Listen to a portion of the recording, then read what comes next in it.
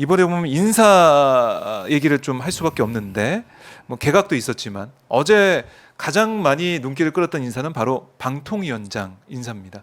아, 예. 김홍일 방통위원장. 김홍일 검사장님. 검사장님. 네. 특수통 출신. 네. 특수통 검사 출신이고 윤석열 대통령의 선배 검사죠. 부장이었고 선배가 과장이었고. 아니라 네. 상관.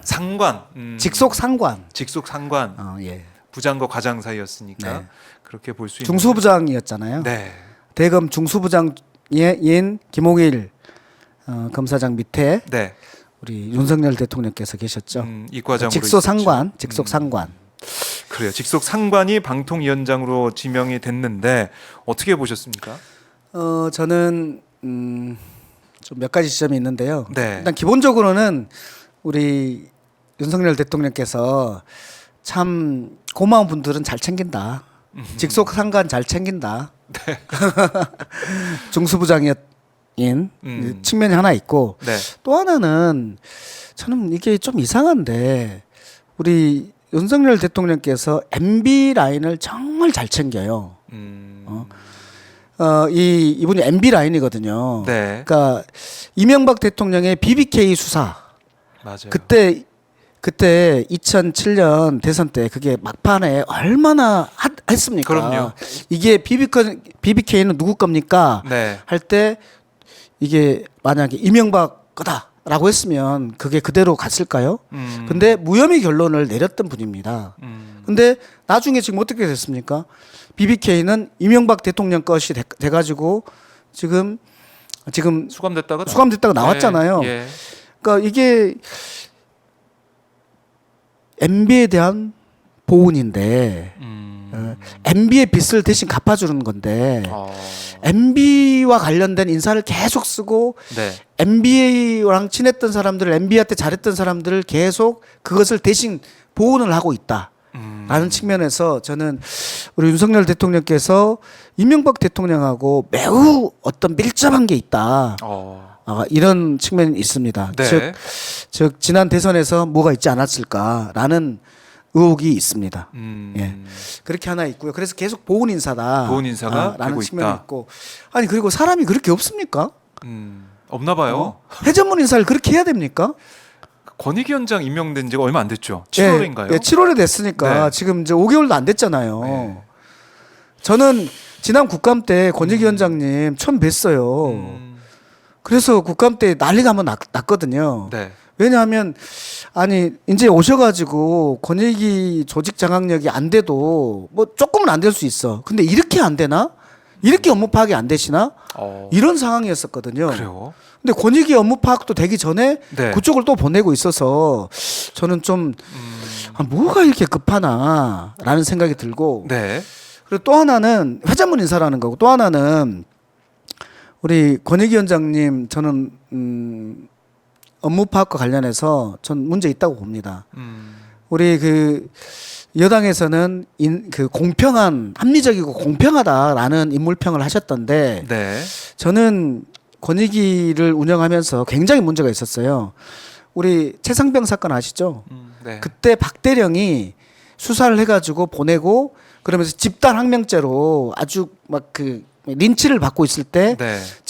박대령이 뭘 요구했냐면은 인권위에다가는 긴급 구제 신청을 했어요. 그리고 군 검찰에게는 군 수사심의위원회라는 것을 열어달라고 네, 신청 맞아요. 두 가지 신청을 했습니다. 근데 공교롭게 두 가지 다 열리지 못했습니다. 맞아요. 인권위에서는 군 인권심의관 윤석열 대통령께서 임명하신 군 인권심의관이 자기 아프다고 안 나와가지고 결국 회의가 안 열렸습니다. 정적수 미달로. 네. 군 수사심의위원회에서는 권익위의 추천 인사가 2명이 있었는데 그 권익위 추천 인사가 안 갔습니다. 출석을 안 해버렸어요. 예. 권익위 군 수사심의위원으로 추천된 권익위 인사가 군 수사심의위원회를 안 가버렸습니다. 그래서 미달이 돼가지고 거기에서도 기각됐습니다. 그래서 이거는 똑같은 시기에 똑같은 일이 벌어진 거예요. 그래서 이걸 우리가 문제 제기를 안 할 수가 없잖아요. 네. 이거는 누군가가 못 가게 한 거 아니냐 이렇게 계속 문제 제기를 했는데 공교롭게도 그렇게 됐으니까. 근데 이렇게 얘기하더라고요. 네. 바쁘면 못 갈 수도 있고. 그래서 제가 이렇게 물었어요. 네. 그 인권위처럼 아파서 못 갔냐? 그랬더니 출근을 했습니다. 내가 보니까 확인하니까 출근했어요. 근데 출근했는데 안 갔다. 뭡니까? 했더니 바쁘면 안 갈 수도 있고. 아 이게 말입니까? 그때 그 상황이 엄청나게 중요한 그 국가 기관과 관련된 그렇죠. 그 문제잖아요. 근데 그 권익위 내부가 바쁘다고 안 갔어요. 왜 바쁜 사람을 추천을 합니까? 그리고 정당 추천 인사를 또 추천했습니다. 예. 정당에서 추천해서 들어온 권익위 인사를 군수사심위원회에 추천을 했어요. 그걸 지적했더니 정당 추천 인사인지 몰랐대요. 하하. 그래서 저는 공정함을 전혀 찾을 수가 없는데 방통위 가가지고 어떻게 할지가 저는 너무 그러니까요. 걱정입니다. 그러니까 이동관 위원장을 자진 사퇴시킨 걸로 보이는 정황이 나오고 있는데 그렇게 우리가 보여지는데 그 다음에 온 사람이 검사 출신. 검사 출신에다가 네. 우리 윤석열 대통령이 보훈을 하는 분이고 또 MB 관련 사람이고 거기에다가 권익위에서 이 불공정한 네. 처신을 했고 또 마지막으로는 방통과 방송과 음. 전혀 관련성이 없어요. 그렇죠. 전혀 관련성이 없어요. 전문성이 전혀 없어요. 방송과 통신에 대해서 전혀 전문성이 관련성이 없는. 없는데 그분을 방통위원장을 맡겼어요. 네. 뭘로 맡겼을까? 저는 저분이 중수부장 할 때 확실하게 했지. 아하. 이걸로 맡기지 않았을까 싶어요. 그러니까 윤 대통령 입장에서 내가 봐왔던 어떻게 수사하고 어떻게 검사 생활했든지 봐왔던 그런 직속 상관이기 때문에 방통위 자리에 가가지고 뭐 이른바 언론장악 방송이나 잘할 것이다.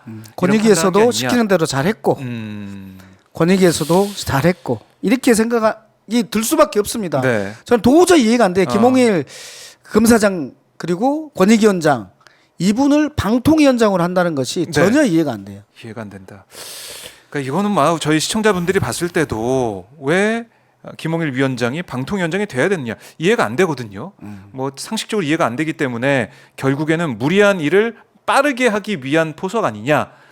정권 차원에서 이런 여러 가지 일을 빠르게 처리하고 신속하게 별 무리 없이 하기 위해. 그래서 그 전에가 이해가 되는 거죠. 이동관 방통위원장을 왜 그렇게 급하게 네.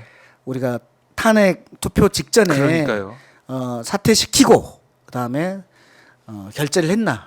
이게 바로 이해가 되는 거죠.